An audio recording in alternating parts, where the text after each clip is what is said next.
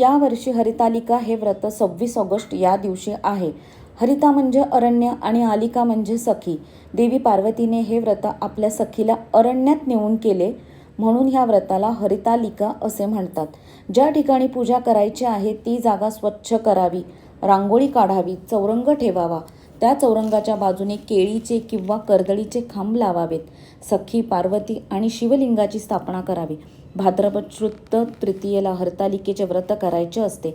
अनेक व्रतांमध्ये हे श्रेष्ठ व्रत आहे. आपल्या मनाजोगता जोडीदार मिळावा म्हणून कुमारिकांनी हे व्रत जरूर करावे. प्राचीन काळापासून स्त्रिया मोठ्या मनोभावे भक्तिभावाने हे व्रत करतात. हे व्रत केल्यामुळे सुख, ऐश्वर्य, वैभव, आनंद प्राप्त होतो. या पूजेसाठी देवी पार्वतींवर अर्पण करण्यासाठी विविध प्रकारची सुवासिक फुले आणावीत. 16 प्रकारची पत्रीसुद्धा वाहिली जातात. वाळूचे शिवलिंग तयार करावे.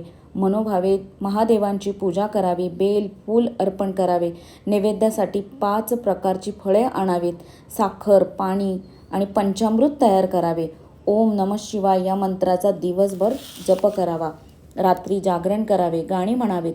हा उपवास फक्त फळे खाऊन करायचा असतो. दुसऱ्या दिवशी अंघोळ करून हरतालिकेची उत्तर पूजा करावी, आरती करावी, दही भाताचा नैवेद्य अर्पण करावा. गणपती बाप्पांना लाल रंगाचे फूल वाहून हा उपवास सोडायचा असतो. अक्षदा टाकून देवतांना निरोप द्यावा. पूजा साहित्य मूर्तीचे विसर्जन करावे.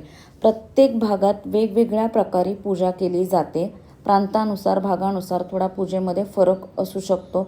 मी आमच्याकडे ज्या प्रकारे पूजा केली जाते ना, ते सेम असं दाखवलेलं आहे. व्हिडिओ आवडला असेल तर लाईक करा, शेअर करा आणि चॅनलला सबस्क्राईब नक्की करा.